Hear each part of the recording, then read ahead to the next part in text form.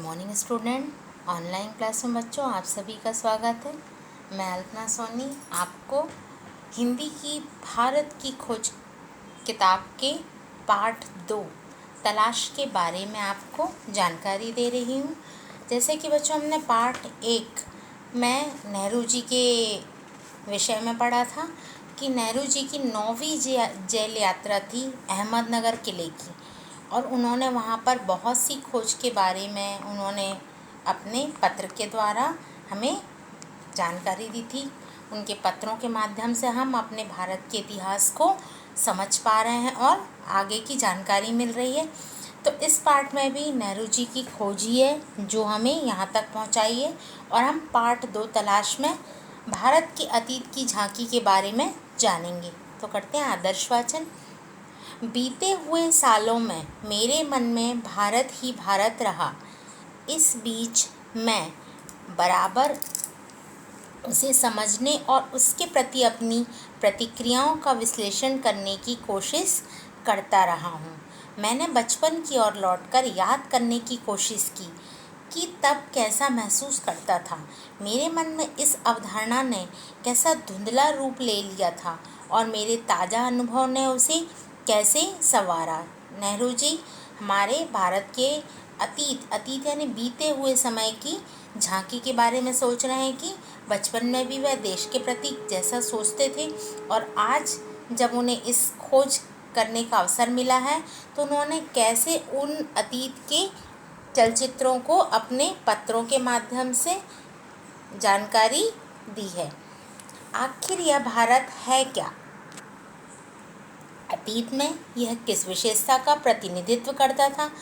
उसने अपनी प्राचीन शक्ति को कैसे खो दिया? क्या उसने इस शक्ति को पूरी तरह खो दिया है? विशाल जनसंख्या का बसेरा होने के अलावा क्या आज उसके पास ऐसा कुछ बचा है जिसे जानदार कहा जा सके? आधुनिक विश्व से उसका तालमेल किस रूप में बैठता है? यहाँ पर नेहरू जी बता रहे हैं कि आखिर ऐसा भारत में क्या था कि जो वह खो चुका या उसने अपनी शक्तियाँ खो दी है। तो वे इस नवीन ज्ञान को जानने के लिए अपनी खोज जारी रखे हुए थे, और उन्होंने कहा ऐसा कुछ तो विशेष होगा जो भारत देश को महान कहलाने के लिए हमारे पास ऐसा कोई इतिहास मिलेगा। भारत मेरे खून में रचा बसा था, क्योंकि नेहरू जी तो बहुत अधिक देशभक्त थे और हमेशा देश के अलावा उनके विचारों में कुछ और होता ही नहीं था। वे हमेशा भारत देश के विकास के बारे में ही सोचते रहते थे। इसके बावजूद मैंने उसे एक बाहरी आलोचक की नज़र से देखना शुरू किया, ऐसा आलोचक जो वर्तमान के साथ साथ अतीत के बहुत से अवशेषों को जिन्हें उसने देखा था नापसंद करता था। एक हद तक मैं उस तक पश्चिम के रास्ते से होकर पहुंचा था। फिर उन्होंने एक आलोचक यानी कि उसके अच्छे और बुरे दोनों पहलुओं को खोजना शुरू किया कि आखिर ऐसा देश के विषय में क्या है जो मैं जानकारी लोगों के सामने ला सकूं। मेरे भीतर शंकाएं सिर उठा रही थी, यानी ऐसी कई बातें थी जिनका समाधान नहीं मिल रहा था। क्या मैंने भारत को जान लिया था? मैं जो उसके अतीत की विरासत के बड़े हिस्से को खारिज करने का साहस कर रहा था। लेकिन अगर भारत के पास वह कुछ नहीं होता जो बहुत जीवंत और टिकाऊ रहा है, वह बहुत कुछ जो सार्थक है, तो भारत का वजूद उस रूप में नहीं होता जैसा आज है। यानी भारत देश में ऐसी कुछ विशेष बातें तो रही होंगी जिनके इतिहास के कारण भारत आज महान कहलाता है, और ऐसी कई विशेषताएं लिए हुए हमारे समक्ष है, और वह हजारों वर्ष तक अपने सभ्य अस्तित्व की पहचान इस रूप में कदापि बनाए नहीं रख सकता था। वह विशेष तत्व आखिर क्या था? ऐसे भारत में इतिहास में ऐसी कौन कौन सी जानकारी हैं जो हमें मालूम नहीं है? तो यही खोज नेहरू जी कर रहे हैं। मैं भारत के उत्तर पश्चिम में स्थित सिंधु घाटी में मोहनजोदड़ो के एक टीले पर खड़ा था। मेरे चारों तरफ उस प्राचीन नगर के घर और गलियां बिखरी थीं, जिसका समय 5000 वर्ष पहले बताया जाता है। नेहरू जी सिंधु घाटी सभ्यता के बारे में हमें जानकारी दे रहे हैं अपने पत्र के माध्यम से कि मोहनजोदड़ो एक जगह है और जहाँ पर सिंधु घाटी सभ्यता के विषय में आपने सोशल में भी बच्चों पढ़ा होगा इसकी जानकारी। और यह वही जानकारी यहाँ पर दे रहे हैं कि वो एक नगर था और वहाँ के जो अब टूटे हुए खंडर जो बचे हुए थे, जहाँ पर नेहरू जी ने जाकर जानकारी ली, तो वे उसे हमारे समक्ष प्रस्तुत कर रहे हैं कि मेरे चारों तरफ उस प्राचीन नगर के घर और गलियाँ बिखरी थी, जिसका समय यानी 5000 वर्ष पहले की बात है। साथ ही यह भी कहा जाता है कि वहाँ एक प्राचीन और पूर्णतः विकसित सभ्यता थी। जैसे कि हमें यह ज्ञात है कि सिंधु घाटी जो सभ्यता थी, जो वहाँ के लोग थे, वो एक नगरीय सभ्यता थी और विकसित थी, यानी काफ़ी विकास करने के दौर में आगे बढ़ रही थी। और इनके स्थायी रूप से टिके रहने के कारण इसका ठेठ भारतीयपन और यही आधुनिक भारतीय सभ्यता का आधार है। यह विचार आश्चर्यचकित करता है कि कोई संस्कृति या सभ्यता इस प्रकार 5-6 हजार वर्ष या उससे भी कुछ अधिक समय तक निरंतर बनी रहे, क्योंकि सिंधु घाटी सभ्यता ने बहुत समय तक शासन किया और वह एक प्राचीन सभ्यता थी, एक नगरीय सभ्यता थी और विकास के चरम स्तर पर थी और उसने काफ़ी समय तक अपना विकास किया और निरंतरता उसमें परिवर्तन होते ही रहते थे और वह विकासमान रहकर स्थायी भी थी। फारस, मिस्र, ग्रीस, चीन, अरब, मध्य एशिया और भूमध्य सागर के लोगों से उसका बराबर निकट संपर्क था, क्योंकि इन देशों के संपर्क के साथ ही वह अपने व्यवसाय भी कर रही थी। यद्यपि भारत ने उन्हें प्रभावित किया और स्वयं भी उनसे प्रभावित हुआ, फिर भी उनका सांस्कृतिक आधार इतना मजबूत था कि वह हिला नहीं। और इस मजबूती का रहस्य क्या है? ऐसी क्या बात थी कि इतने व्यवसाय करने के बाद, विकास करने के बाद भी ऐसा कोई भी प्रभाव उन पर नहीं पड़ा। मैंने भारत का इतिहास और उसके विशाल प्राचीन साहित्य के कुछ अंशों को पढ़ा। मुझ पर विचारों की तेजस्विता, भाषा की स्पष्टता और उसके पीछे सक्रिय मस्तिष्क की समृद्धि ने गहरा प्रभाव डाला। मैंने उन पराक्रमी यात्रियों के साथ साथ भारत की यात्रा की जो सुदूर अतीत में यहाँ चीन, पश्चिमी और मध्य एशिया से आए थे, क्योंकि भारतीय अन्य देशों से भी मिलकर अपना व्यवसाय करते थे कि जिससे ये विकसित हो सके और अपनी यात्राओं की दास्तान छोड़ गए। मैं पूर्वी एशिया, अंगकोर, बोरोबुदूर और बहुत सी जगहों में भारत की उपलब्धियों के बारे में सोचने लगा।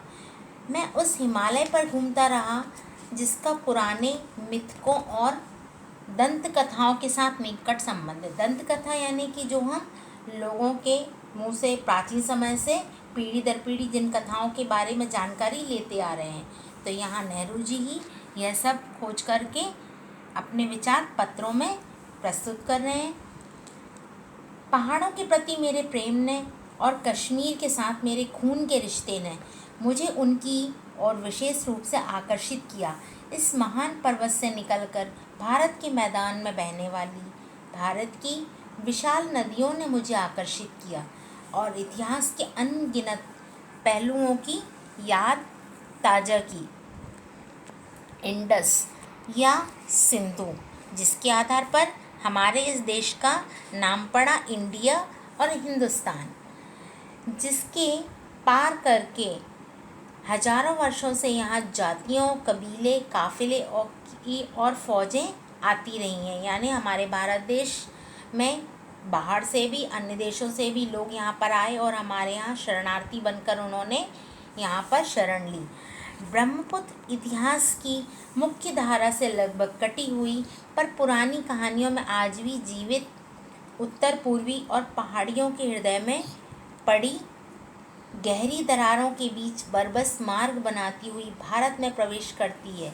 यहाँ पर ब्रह्मपुत्र नदी के बारे में जानकारी दे रहे हैं और फिर पहाड़ों जंगलों से भरे मैदान के बीच शांत रमणीय धारा के रूप में बहने लगती है यमुना, जिसके चारों ओर नृत्य, उत्सव और नाटक से संबद्ध ना जाने कितनी पौराणिक कथाएं एकत्र है। जैसे कि हम इन प्राचीन पवित्र नदियों की बात कर रहे हैं, तो इनसे जुड़ी हुई कुछ न कुछ पौराणिक यानी प्राचीन कथाएं भी हैं। इन सब से बढ़कर है भारत की नदी गंगा, जिसने इतिहास के आरंभ में ही भारत के हृदय पर राज किया है और लाखों की तादाद में लोगों को अपने तटों की ओर खींचा है। जैसे कि गंगा नदी को पवित्र माना जाता है और भारतीय जनता यहाँ की धार्मिक और प्राचीन सभ्यता से ज्ञान लेने के बाद वह इस नदी को पवित्र मानते आ रही हैं और इनकी पूजा और आस्था विश्वास भी गंगा नदी की तरफ अधिक है। प्राचीन काल से आधुनिक युग तक गंगा की गाथा भारत की सभ्यता और संस्कृति की कहानी है, क्योंकि इनसे जुड़ी हुई कई प्राचीन पौराणिक कथाएं भी हैं। मैंने पुराने स्मारकों और भग्नावशेषों, स्मारक यानी पुराने स्मृति चिन्ह, भग्नावशेषों यानी कि जो टूटे खंडहर या मूर्तियाँ, और भित्ति चित्र से तात्पर्य जो दीवारों में चित्र अंकित रहते हैं, मूर्तियाँ बनी रहती हैं, उनको देखा। अजंता एलोरा, एलिफेंटा की गुफाओं और अन्य स्थानों को देखा। मैंने आगरा और दिल्ली में कुछ समय बाद बनी खूबसूरत इमारतों को देखा, जहाँ का प्रत्येक पत्थर भारत के अतीत की कहानी कह रहा है। यानी नेहरू जी ने जब इन स्थानों पर भ्रमण करने गए और जब वहाँ पर उन्होंने भारतीय सभ्यता की इन चीज़ों के बारे में जानकारी ली, तो उन्होंने देखा कि हमारे भारत की कुछ न कुछ अतीत की कहानियाँ इन चित्रों से, इन मूर्तियों से जुड़ी हुई है।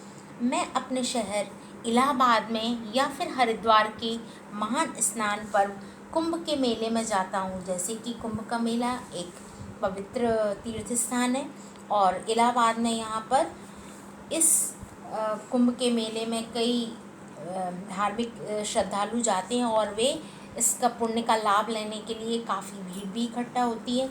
तो यहाँ उसी के बारे में बता रहे हैं कि नेहरू जी कह रहे हैं कि मैं देखता हूँ कि वहाँ अब भी सैकड़ों और हजारों की तादाद में लोग आते हैं। तादाद यानी संख्या में आते हैं। वैसे ही जैसे हजारों वर्ष से उनके पुरखे गंगा स्नान करने के लिए भारत के सभी कोनों से आते रहे हैं, क्योंकि श्रद्धालुओं का, भारतीय जनता का यहाँ विश्वास है कि इस कुंभ के मेले में स्नान करने से उनके पुरखा पूर्वज को जल देने से उन्हें पुण्य प्राप्त होता है। इसलिए यहाँ पर काफ़ी संख्या में लोग यहाँ पर आते हैं।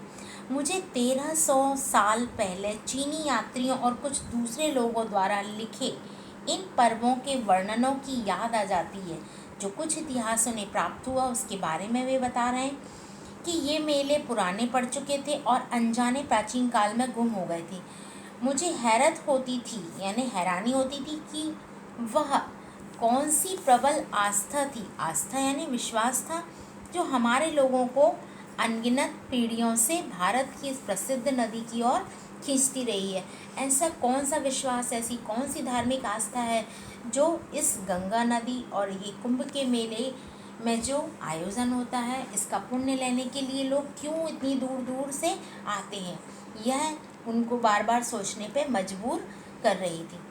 मेरे अध्ययन की पृष्ठभूमि के साथ इन यात्राओं और दौरों से मिलकर मुझे अतीत में देखने की अंतर्दृष्टि दी। इस वजह से नेहरू जी ने इन अतीत के बारे में जानना चाहा। मेरे मन में भारत की जो तस्वीर थी उसमें धीरे धीरे सच्चाई का बोध घर करने लगा और मेरे पूर्वजों की भूमि में ऐसे जीते जागते लोग आबाद हो गए, जो हंसते हंसते रोते थे, प्यार करते थे, पीड़ा भोगते थे, और इन्हीं में ऐसे लोग भी थे जिन्हें ज़िंदगी की जानकारी और समझ थी। इस अतीत के सैकड़ों सजीव चित्र मेरे मन में भरे थे, यानी वह कई तरह के व्यक्तियों के संपर्क में आते थे और उनके अनुभव भी वे पत्रों के माध्यम से लिखते थे। जब किसी जगह जाता था तो उस विशेष स्थान से संबद्ध चित्र तत्काल मेरे सामने आ खड़ा होता था। बनारस के पास सारनाथ में मैंने बुद्ध को उनका पहला उपदेश देते हुए लगभग साफ देखा। जैसे कि बनारस के सारनाथ की बात कर रहे हैं तो यहाँ पर नेहरू जी बता रहे हैं कि ऐसा लग रहा था जैसे यह घटना उनकी आंखों के समक्ष ही हो रही है।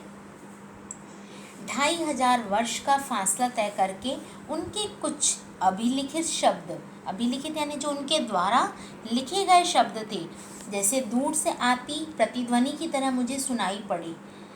अशोक के पाषाण स्तंभ, पाषाण से तात्पर्य है कि पत्थर के बने हुए स्तंभ यानी जो बड़े बड़े कॉलम होते हैं उनमें। शिलालेख यानी कि पत्थरों पर पहले खुदाई के माध्यम से लेख अंकित किए जाते थे और मुझे एक ऐसे आदमी के बारे में बताते थे जो खुद एक सम्राट होकर भी किसी अन्य राजा और सम्राट से महान था। फतेहपुर सीकरी में अपने साम्राज्य को बुलाकर बैठा अकबर विभिन्न मतों के विद्वानों से संवाद और वाद विवाद कर रहा था और वह जिज्ञासु भाव से मनुष्य की शाश्वत समस्याओं के हल का तलाश भी कर रहा था। कि यहाँ पर अकबर के बारे में बात करें कि वह लोगों की परेशानियों का भी समाधान करता था और वह दूर रहकर भी लोगों की मदद करता था। इस तरह भारत के इतिहास की लंबी झांकी अपने उतार चढ़ाव के और विजय पराजयों के साथ धीरे धीरे मेरे सामने खुलती जा रही थी। जैसे बड़े बड़े सम्राट के बीच में युद्ध भी होते थे तो वह विजय और पराजय, किसकी हार किसकी जीत हो रही है, ये सारे इतिहास उनके सामने धीरे धीरे आ रहे थे। मुझे इतिहास के 5000 वर्षों से चली आ रही इस सांस्कृतिक परंपरा की निरंतरता में कुछ विलक्षणता प्रतीत होती है, यानी कुछ अलग दृश्य उन्हें नज़र आते हैं। यह वह परंपरा से जो दूर तक जनता में फैली थी और जिसने उस पर गहरा प्रभाव डाला था। क्योंकि इतिहास की झांकी के बारे में बात करें कि कौन कौन सी घटनाएं जो राजा महाराजाओं के बीच हुई, वह सब नेहरू जी अपने पत्रों के माध्यम से लिखकर इतिहास को संग्रहित करते जा रहे थे। तो बच्चों, मैंने आपको भारत की खोज की ये अंश में थोड़ी सी जानकारी दी है। अगली क्लास में मैं आपको भारत की शक्ति और सीमा के बारे में जानकारी दूंगी। धन्यवाद।